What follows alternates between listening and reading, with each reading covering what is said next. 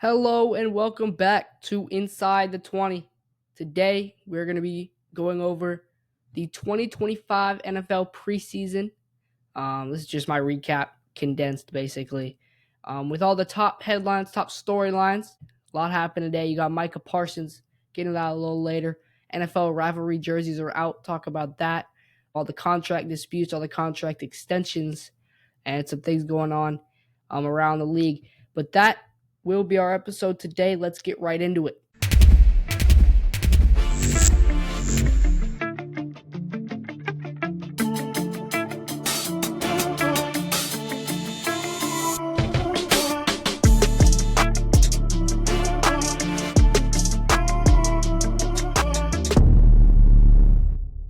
Starting the biggest headline of them all. The Cowboys have traded Micah Parsons to the Packers. After one of the most dramatic and longest holdouts in NFL history, Parsons, in a quest to become the highest paid non-quarterback in NFL history, has finally got his wish. It was announced about 2.5 hours ago that three-time Pro Bowler, Defensive Rookie of the Year, and Defensive First Team All-Pro Micah Parsons has been traded to the Green Bay Packers.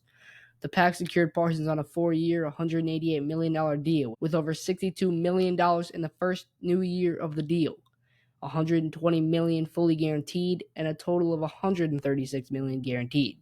All of these records are for non-quarterbacks. And let's talk about Dallas, huh? Okay, listen here. So, you trade the best defender in the league, obviously other than Trey Hendrickson, for Kenny Clark, a defensive tackle for the Green Bay Packers. Kenny Clark? Like, in what world is the best defender in the league, Micah Parsons, equivalent to Kenny Clark? And obviously, 2 first-round picks. And we already know with brain-dead Jerry Jones, he's just going to waste those 2 picks on some guys named Tyler. Okay? Like, for real, dude. Like, do Nico Harrison and Jerry Jones just get together on Saturdays and just chat for 2 hours about how to screw over Dallas sports fans? Like, that sucks to be a Dallas fan. And this is Cleveland Browns activity right here. Cleveland Browns. You know how bad that is? Like, you have like the F tier right here, and you have Cleveland like down here. Like, it just doesn't match up. And like, it's literally criminal what Green Bay has done. Like, this should be classified as first-degree robbery for this type of fleecing. I'm not even lying. This is horrible. Moving on. Reports came out earlier today about how Dallas were open to trading Parsons. Okay. According to sources, before this trade, multiple teams were in deep conversation with the Cowboys and general manager Jerry Jones.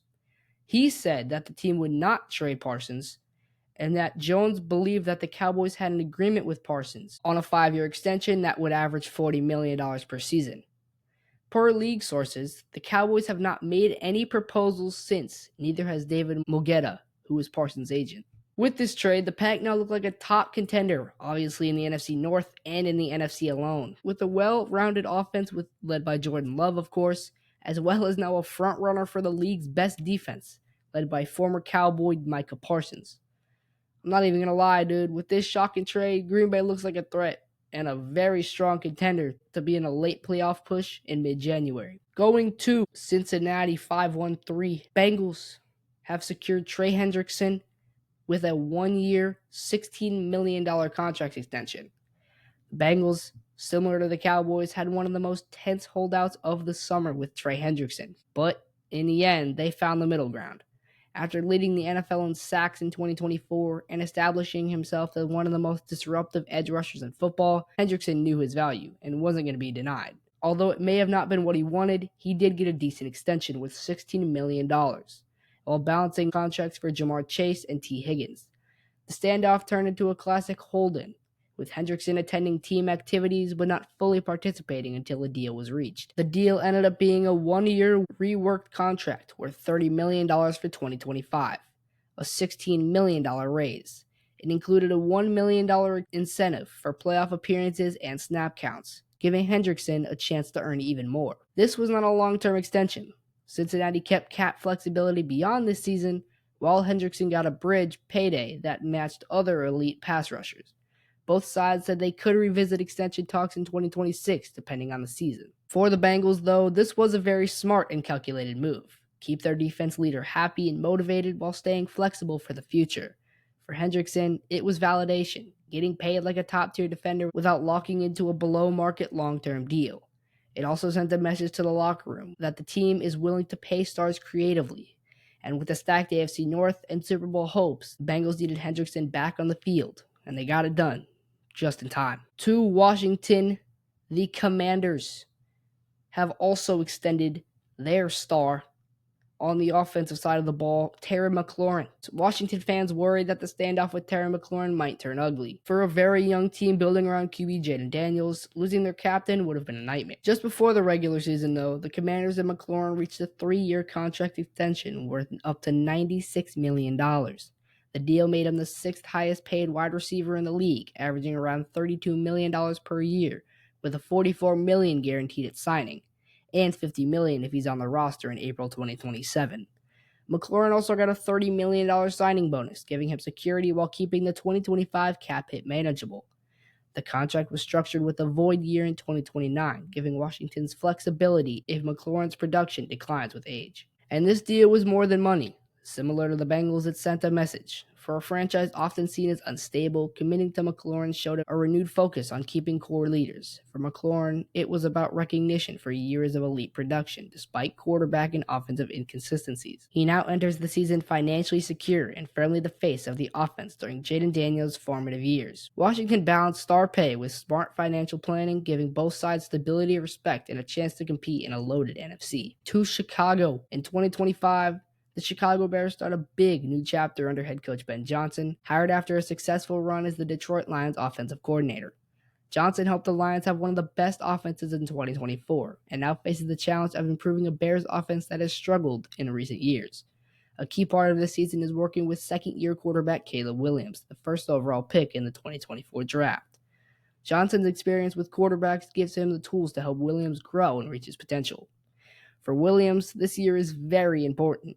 He wants to throw for over 4,000 yards and complete 70% of his passes. His rookie season showed promise, but with the team around him, it just wasn't enough.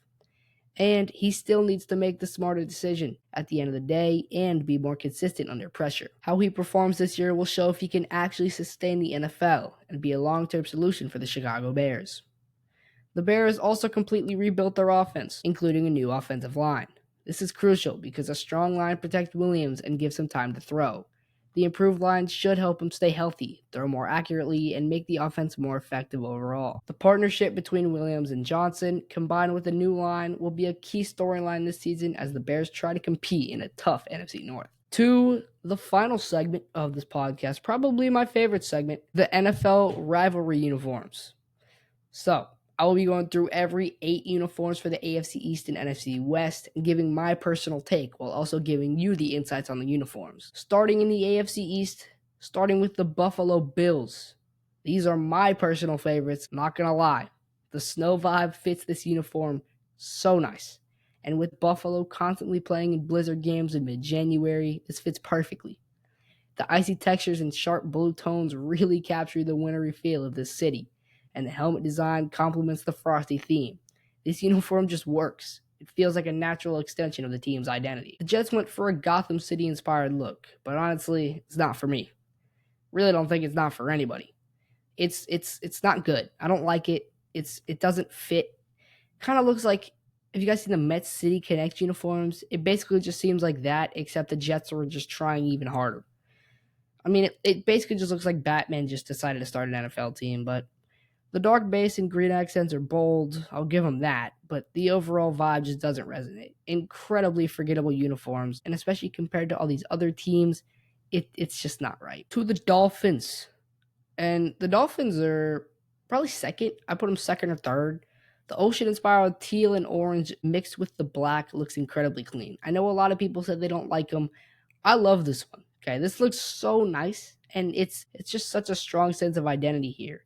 They really never had anything like this. And it feels it just feels like such a modern, sleek look that really captures the Miami vibe perfectly. And I mean, extra points to the logo and also incredible attention to detail. To the Patriots, They call this one Nor'easter. The Patriots look is cool. I like it. It's pretty clean. I take points off of this because of they already have the throwback with like the dude like snapping the football. It's the red ones. And those are cool. 100% better than the Jets though, so that's all that matters. The patriotic theme really stands out, and I really like the like American Revolution vibe it gives, and it really connects the team. Obviously, I know these are supposed to, but it really just connects. It almost feels like it connects more to the team. I really like the stormy elements on the jerseys. They're subtle but effective, and the overall palette conveys resilience and, of course, American tradition. San Francisco, another blackout. They call this one. It's pretty. It's just their slogan. It's just faithful to the Bay. San Fran with the blackout style. I like it. I really like it. The Wild West saloon aesthetic mixed with the faithful to the Bay slogan really mixes and is very creative. The bold text on the front gives it a really good standout look, and the gold on black combination feels modern, but it's still rooted in the team's history. This is a strong uniform. To Arizona. The Cardinals are right up there with Miami for my favorites, okay? The desert sand vibe is amazing, and the texture on the jersey takes it to another level. The helmet with the Cardinal logo is striking, and it adds a lot of personality and depth to the overall uniform. To the Rams. They call this one Midnight Mode, apparently. Didn't know about that. It's a pretty cool name, not even gonna lie. Hear me out. I know a lot of people said this, that it wasn't good, but I love blackouts personally. I think they're great, okay? The Rams uniforms are amazing. The blackout jerseys with the matte horns and the helmet design, it's great. I like these. I like them a lot. Not even gonna lie, dude. Puka Nacua rocks these so good. I can already see Devontae Adams.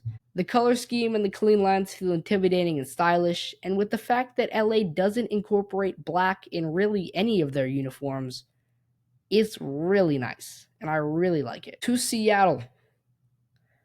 Seattle, what are you doing, dude? What in the world are you doing, Seattle? I mean, these uniforms feel like they were just designed by an 8-year-old obsessed with the Oregon Ducks, okay? They're not anything good. They're not anything special. Google these and Oregon and put them side to side and you get the exact same thing, okay? They don't come close to the level of the Cardinals, the Rams, the Dolphins, the Bills, any of the uniforms. Heck, the Jets did better than this. The whiteout looks clean, but it's the most forgettable one on this list. It's missing the strong theme, and with the rich history of their city, they could have done a lot better. Alrighty, y'all. That'll wrap it up. I know this one was kind of short. Thank y'all for watching to the end. Y'all watch to the end. You're a real one. Make sure to drop a follow, please. Yeah, make sure to like, subscribe, comment, share. All those fun things. And yeah, thank you. This has been Inside the 20 with your 2025 preseason recap. Peace.